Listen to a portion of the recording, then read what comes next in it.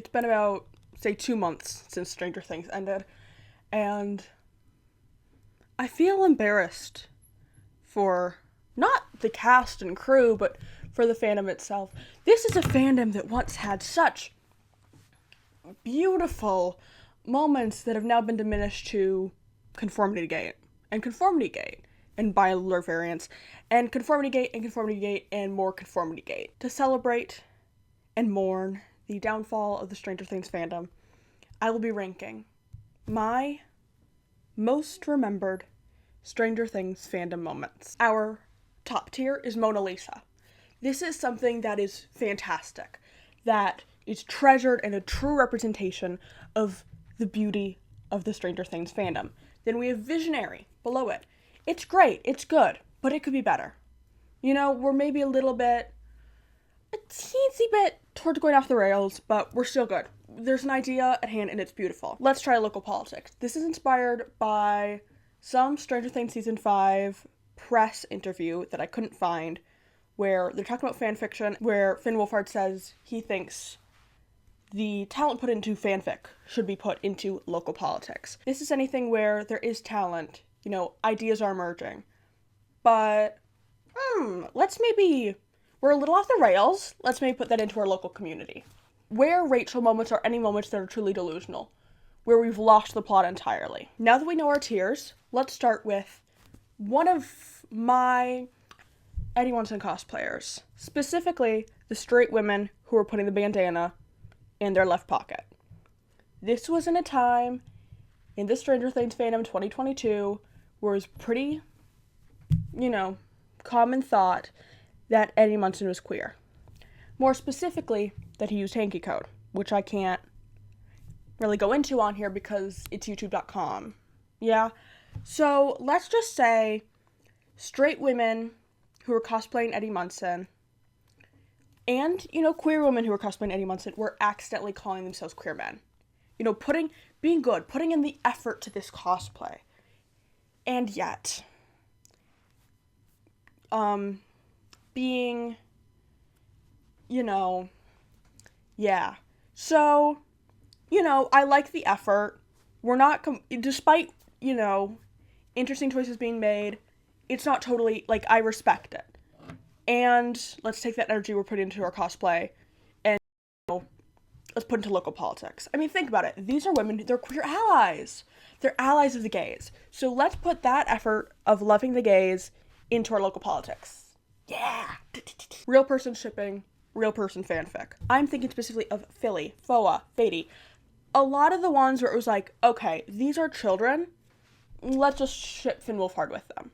Whoa, let's calm down. Because why would the Stranger Things fandom, latch onto shipping the two people who are actually dating of the cast when they could ship children? Why?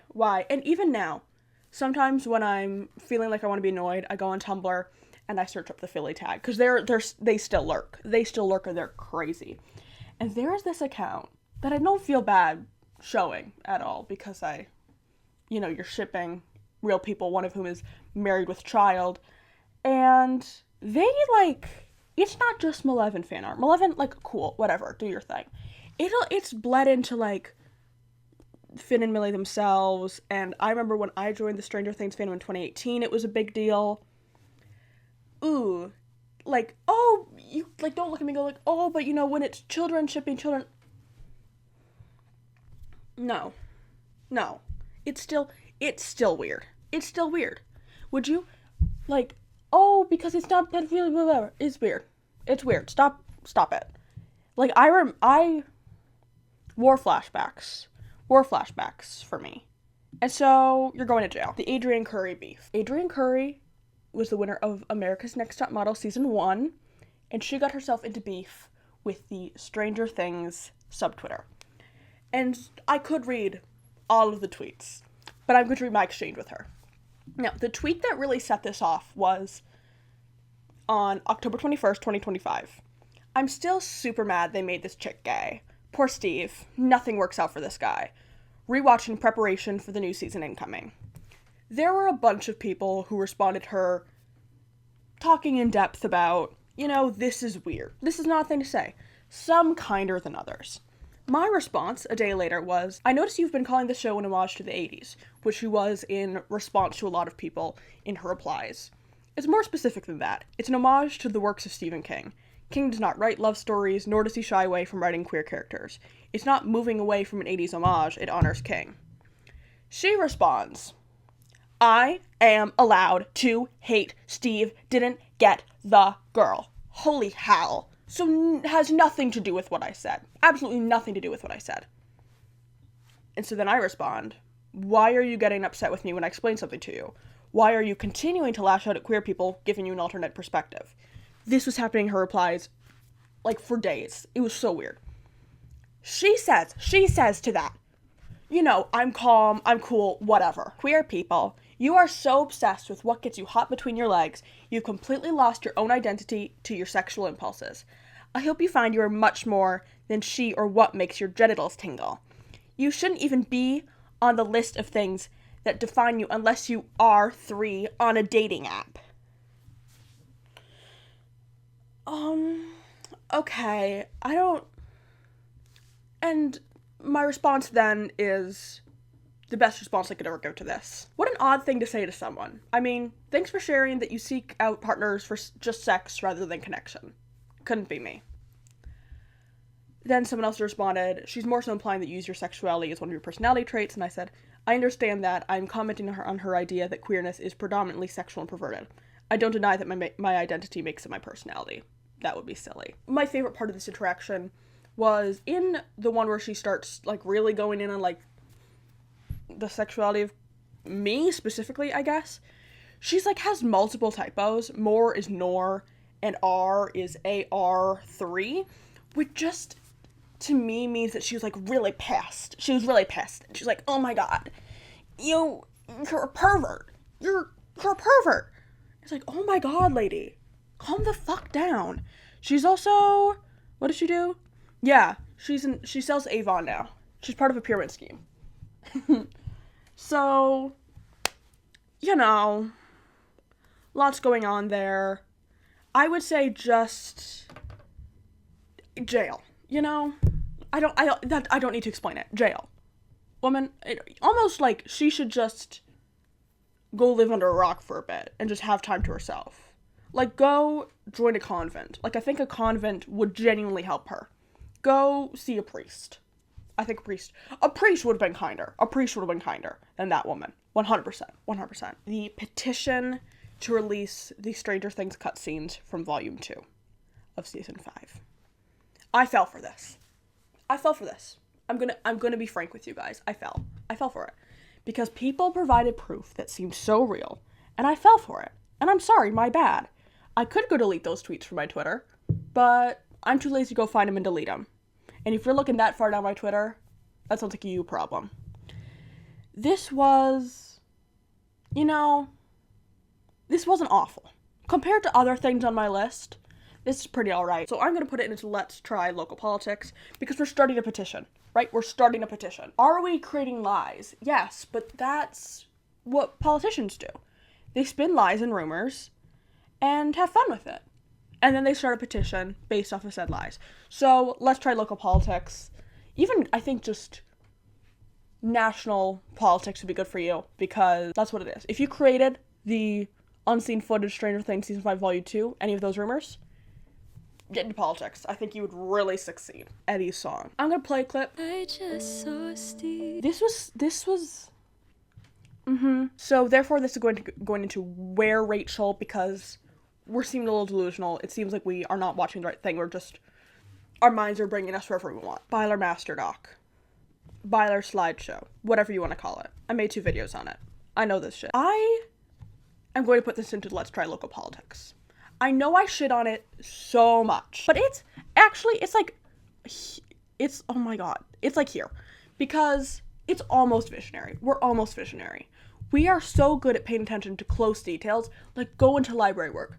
Go into archivism. Like, do something, become paralegal. Something where you have to really pay attention to small details, you'd succeed at. If you're noticing that much stuff that had nothing to do with anything, let's try local politics. Let's try it out. I think it's made for you. Finn Wolfhard stands. I want to be clear that I'm specifically thinking of 2016 to like 2020 stands. Anyone who was a stan of him when he was a minor, basically, is what I'm saying. This was, again, I joined the Stranger Things fandom in 2018. That was a war zone. It was a war zone. Listen, I'm a Dan and Phil fan. I know about a crazy fan base. At least Dan and Phil were adults at the peak of their fame. Finn Wolfhard, someone should give that man a gun. And I mean that. Because I remember when he was still a teenager and he had to tell other teenagers to stop calling him daddy. And I think he said that on like an Insta Live or something. What the fuck? What the fuck?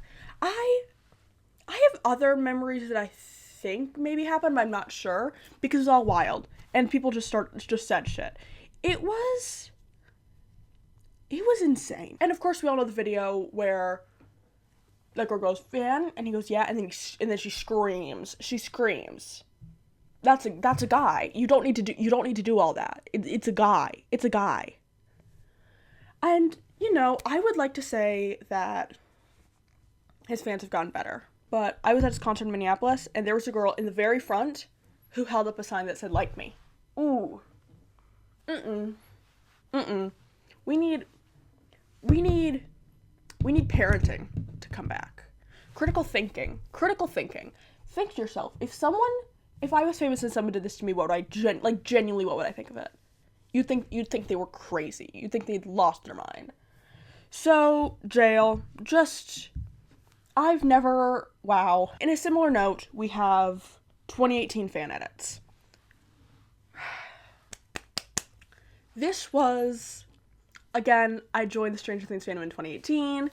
I saved so many fan edits on Instagram, and I was going through them for this video.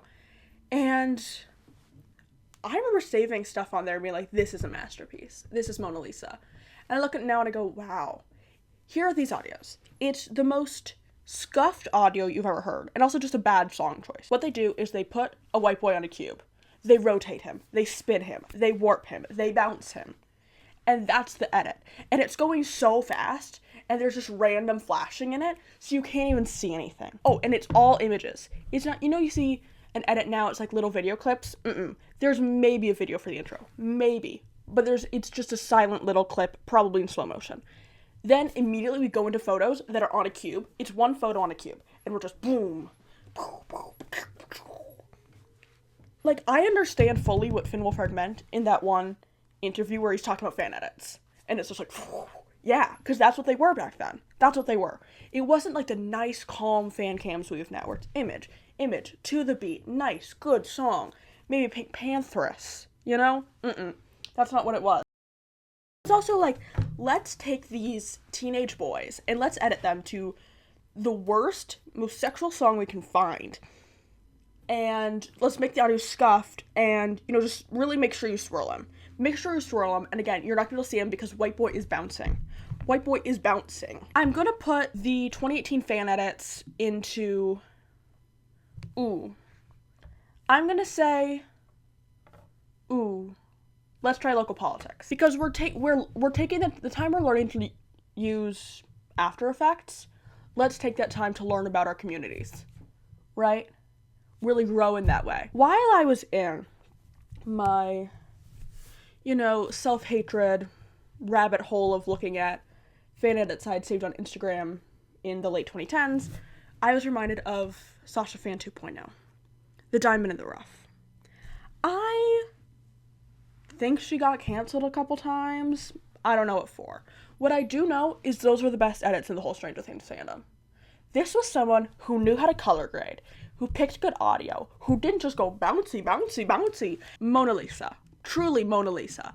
I look at it now, and even the ones that haven't aged well, where, they show time, they hardly do. Like, it's so incredibly defendable. It's so defendable. Cass Eddy. If you don't know what Cass Eddy is, let me catch you up to speed. There is some Dungeons & Dragons character within, the whole lore that the company itself made, of this vampire named Cass, who can, come back from the dead or something, And people thought that's what's going to happen to Eddie Munson. Because I don't know why. I don't know. But, it was a good theory. It was good. Would it have worked? Probably not, because it would have taken so much of the time of just the general plot. But, visionary. It was beautiful. Like, there was fan art that was so beautiful. It was so good. And with the bats, Next up, we have You Took My Heart, I Was Sleeping. Byler fanfic. Incredible Byler fanfic. Mona Lisa. I read that all in one sitting, and it's really good. It's really good. Absolute Mona Lisa. Incredible stuff. Highly recommend. I'll put it in the description, along with Eye for an Eye. I'm going to put both in the description, and you can go read them. Bullying Jacob Sartorius. This was, it was 2018 or 2019, and Millie Bobby Brown was dating Jacob Sartorius. And there was a hate train against this boy. Hate train. Even I thought it was crazy, and I was writing in my diary about how I didn't like that they were dating. Now when I think, that was a child. Jail. Also, he has a podcast now called Banging Out, and it's good. I watch clips of it on Instagram, and it gives me a giggle. I think it's funny. Now I have two that were recommended to me on Tumblr. The first one being Byler's invading the Good Luck Babe comment section. I did not know about this. I now do know about it. It's visionary. I would put in Mona Lisa if this was a video about the It fandom, because then it would be Ready. It'd be Ready's invading the Good Luck Babe comment section. There are some good Ready edits to Good Luck Babe, by the way. And then it'd be Mona Lisa, because that's so perfect. But it's not the same. It doesn't have not the same buzz, so therefore it's visionary. I see the vision. Go think about Ready. Go think about it. Also, I'm going to give a side tangent here. Ryers is bad. Not morally. It's not morally bad. But it's just... Part of it... Okay, I think my thing is I don't like a crossover ship. I don't like it. I just can never take it seriously. And I used to be like a big, like, woo-woo! It's Stranger Things crossover, let's go! I'm not anymore, because I've grown up. And also, it's just wrong. It's not... Read the book. I can't get into the It fandom, because I was raised that if you don't have anything nice to say, don't say anything at all. The other one submitted to me was people shipping Will and that Russian prison guard's son, using Finn Wolfhard as Boris and the Goldfinch as a stand-in. I'm gonna say it's Where Rachel. It's for sure Where Rachel. We never even see this prison guard's son, and two, leave the Goldfinch to itself. Don't intermix those two. Another thing I remember that I didn't put in this is Noah Schnapp had auditioned for the role of Theo in The Goldfinch, and people were like pissed he didn't get it. It's not that serious. It's never that serious, calm down. Next we have one of my personal favorites, So It Mine, Al. 11 says, "Hey boy, stop, I'm pregnant." Mike, I did not get you pregnant, Al. Billy, So It Mine, Al. It's so funny. I don't think it was made seriously. If it was, it's so funny that I don't care, and therefore it's visionary. Last, and surprisingly not least, Conformity Gate. I sometimes go on Tumblr to see where that's at. You guys have spiraled. If you're Conformity Gator watching this, you guys have spiraled. We started talking about video games, I believe, and how they're a part of this. I don't... Separately, if you are into Conformity Gate, please comment and tell me if the majority of people use it as like a fan fiction thing now, or like a genuine belief. Because I remember there was a good month at least where people really truly believed it. Like, there's a secret 9th episode. There is not. There's not a secret 9th episode. I don't think it's visionary because it almost became, in some spaces, it felt kind of like a harassment thing. It was a little too strong-willed. But there's effort. So...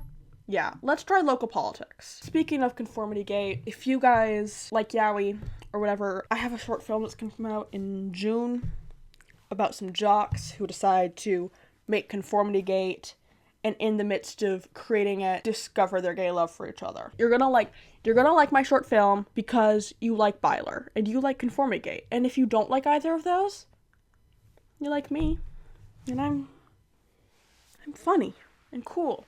So you should watch it. I hope you enjoyed my video. If you did, tell me. Like it. Subscribe, I guess. I don't really always see the point of subscribing. So, do what you want there. But like it, so then I know you liked it. And comment. Do you have ideas for me? Do you have thoughts, questions, concerns? Any political career advice for the Stranger Things fans that are going to now enter politics? Let me know.